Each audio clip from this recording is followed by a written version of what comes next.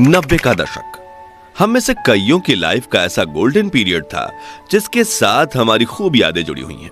ये वो दौर था जब पैसा कम, खुशियां ज्यादा हुआ करती थी, साधन कम लेकिन समाधान ज्यादा हुआ करते थे, रिश्तों में खटास कम, मिठास ज्यादा हुआ करती थी, पैरों में भले चप्पल नहीं थी लेकिन चेहरे पर मुस्कुराहट ज्यादा हुआ करती थी, घर में भले ही पिता की एक पुरानी साइकिल हो लेकिन बच्चों के दिल में उसे चलाने की चाहत ज्यादा हुआ करती थी। कहते हैं कि गुजरा जमाना लौट कर नहीं आता, लेकिन हम कुछ पलों के लिए समय में पीछे जाकर उस जमाने की यादों को जरूर जी सकते हैं। और आज के इस खास वीडियो में हम आपको ले चलेंगे 90 के दशक के उस दौर में जिसे देख आपके बचपन की यादें ताजा हो जाएंगी, आंखों में खुशी के आंसू भर जाएंगे और दिल कहेगा वो दिन भी क्या दिन थे। तो चलिए चलते हैं इस सुहाने सफर पर। आपको याद है उस वक्त माँ ईंट और मिट्टी से बने चूल्हे पर आग जलाकर खाना बनाया करती थी और शाम होते ही बच्चे खाने का इंतजार करते हुए माँ के साथ आंगन में बैठ जाते।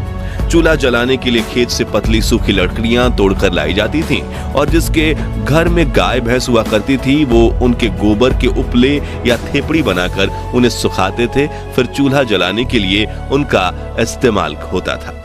और जिसके घर गाय भैंस नहीं होती थी वो पड़ोस से या मार्केट से 1 रुपए के 2 दर्जन गोबर के उपले खरीद कर लाते थे, फिर माँ फूंक फूंक कर चूल्हा जलाने की कोशिश करती थी और जब वो जल जाता था तो बच्चों की खुशी का ठिकाना ही नहीं रहता था। वहीं जब सब्जी मंडी जाने का मौका मिलता था तो वहां दुकानदारों को कोयले से जलने वाले चूल्हे पर पकौड़े, समोसे और कचौड़ी बनाते देख मुंह में पानी आ जाता था। और सामान के लिए मिले पैसों से कुछ पैसे बचा के हम नाश्ता खाने में खुद को रोक नहीं पाते थे। उस समय ना वॉशिंग मशीन होती थी, ना ज्यादातर घरों में पानी के नल, तभी घर की बेटियां कुएं से बाल्टी भर के पानी ले आती और थापी से पीट पीट कर कपड़े धोया करती थी, जबकि कुछ लोग कपड़े लेकर नदी के किनारे बने घाटों में चले जाते थे और वहीं कपड़े धोकर नहा भी लेते थे।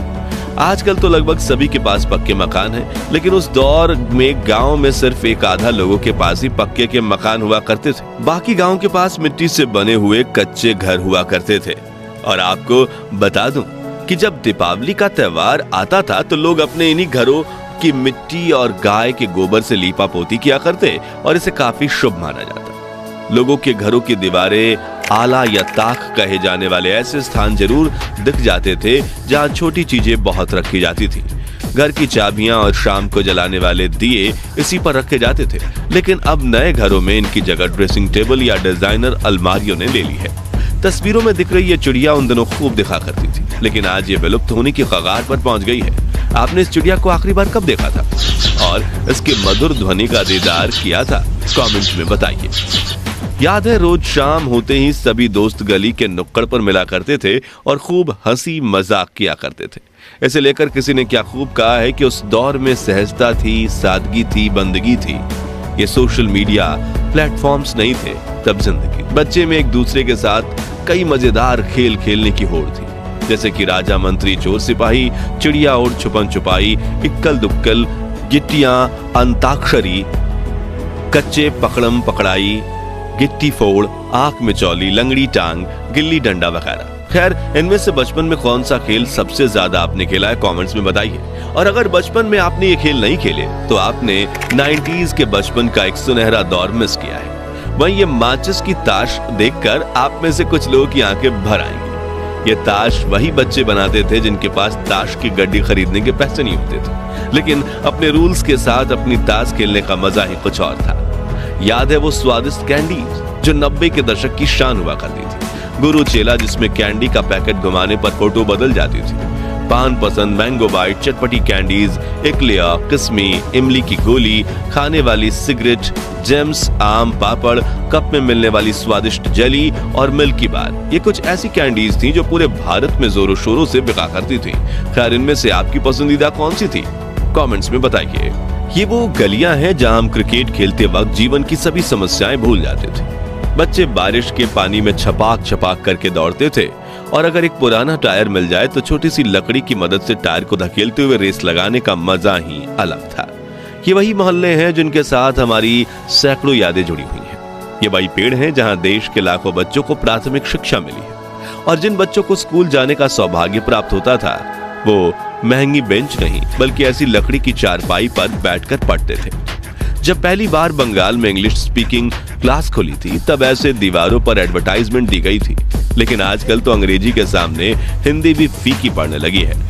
अब नजर नहीं आते ये डाकियां जिनकी साइकिल की घंटी सुनते ही घर में खुशियों की लहर दौड़ उठती थी। पोस्ट ऑफिस तो आज भी है, लेकिन खत लिखने वाला कोई नहीं।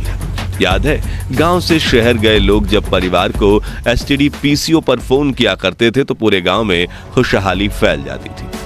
प्रेमी प्रेमिका तय किए गए समय पर एसटीडी बूथ के पास बैठकर एक दूसरे को फोन लगाने की राह देखते थे और सिक्के खत ना इसलिए बात करने से ज्यादा ध्यान सेकंड्स पर होता था। लेकिन यार, मजा बहुत आता था। ये वो दौर था जब कांच की बोतल में तेल और रस्सी डालकर घंटों तक जलने वाली चिमनी बनाई जाती थी और रात को लाइट जाने पर इसे जलाकर घर वालों के साथ खाना खाया जाता था। याद है, उस वक्त हमारी दादी नानी सिलबट्टे और मूसल में ताजी सब्जियों को पीसकर स्वादिष्ट चटनी बनाया करती थी। आटा पीसने के लिए घर पर ही 2 पत्थर वाली घटी यानी चक्की का इस्तेमाल किया जाता था। कुछ के घरों में मिट्टी के बर्तनों में खाना बनाया जाता था और खाने की हर बाइट में आने वाली मिट्टी की खुशबू मन को प्रफुल्लित कर देती थी। बर्तन भी स्टील के नहीं थे बल्कि लोहे, तांबे, पित्तल और कांसे के हुआ करते थे और डाइनिंग टेबल की जगह जमीन पर बैठकर हाथ से खाने का मजा ही कुछ और था। चलिए अब हमारे प्यारे राजस्थान में चलते हैं और 90 के दौर की कुछ ऐसी यादों को ताजा करते हैं जिनके बारे में शायद आजकल के बच्चे को पता तक नहीं होगा। तो उस वक्त राजस्थान के गांव में कई लोक नृत्य करने वाले समूह आया करते थे, जिनमें कुछ लोग स्वदेश में बने म्यूजिक इंस्ट्रूमेंट्स बजाया करते थे और कुछ उस मधुर धुन पर नृत्य करके गांव के बच्चे बूढ़ों का दिल मोह लिया करते थे। गांव शहरों में कठपुतली का खेल भी होता था, जिसमें कलाकार लकड़ी से बने गुड्डे गुड़ियां नचाकर खूबसूरत कला का प्रदर्शन करते थे। लेकिन समय के साथ ये कला ठंडे बस्ते में चली गई।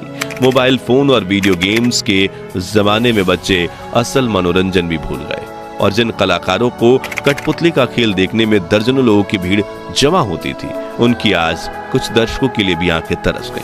याद है, उस वक्त ट्रांसपोर्ट के लिए ज्यादा वाहन नहीं हुआ करते थे, इसलिए कई लोग बैलगाड़ी और ऊंट गाड़ी से सामान को यहाँ से वहां पहुंचाने का काम करते थे और रोजी रोटी देने वाले जानवर की देखभाल अपने बच्चों की तरह करते थे। 90 के दशक के गोल्डन टाइम की बात करें तो ट्रेन का जिक्र ना हो ऐसा तो हो ही नहीं सकता।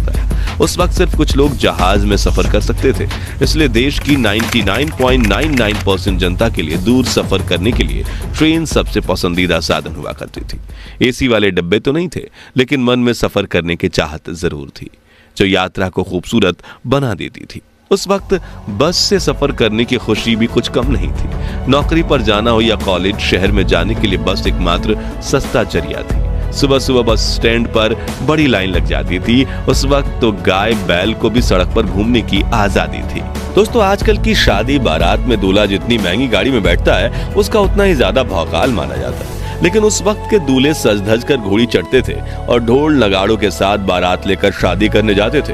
दूल्हे के यार दोस्त तो मानो अपने दोस्त की शादी को एक त्योहार की तरह मानते थे और पूरे जोश के साथ बारात में नाचकर शादी में 4 चांद लगा देते थे। कोई ज्यादा अमीर होता था तो कोई ढोल नगाड़ों के साथ बैंड भी बुलाता था, जिसमें बड़े से लाउड स्पीकर लगे होते थे और बैंड वाला गायक हर आवाज में ऐसे गाने गाता था कि बारातियों के पैर रुकने का नाम नहीं लेते थे। वहीं कुछ लोग इन लाउड स्पीकर्स का इस्तेमाल अपनी दुकान के प्रचार प्रसार में भी करते थे, जिसमें वो अपनी ही आवाज में कुछ पंक्तियां कहकर उसे कैसेट में चला देते थे। खैर दोस्तों, हमारा वो सुनहरा बचपन तो वापस लौट कर नहीं आने वाला, लेकिन हम अपनी यादों को ताजा करके कुछ पल की खुशी का अनुभव जरूर कर सकते हैं। तो अब आप भी कमेंट सेक्शन में अपने बचपन की ऐसी यादें बताइए जिन्हें याद करके आपकी आंखों में खुशी के आंसू आ जाते हैं। और ये वीडियो अच्छा लगा हो तो इसे लाइक और शेयर करके 21,000 लाइक्स के लक्ष्य को हासिल करने में हमारी मदद कीजिए और इस सीरीज के अगले पार्ट के लिए चैनल को सब्सक्राइब करके पास वाली घंटी जरूर बजा दीजिए। धन्यवाद।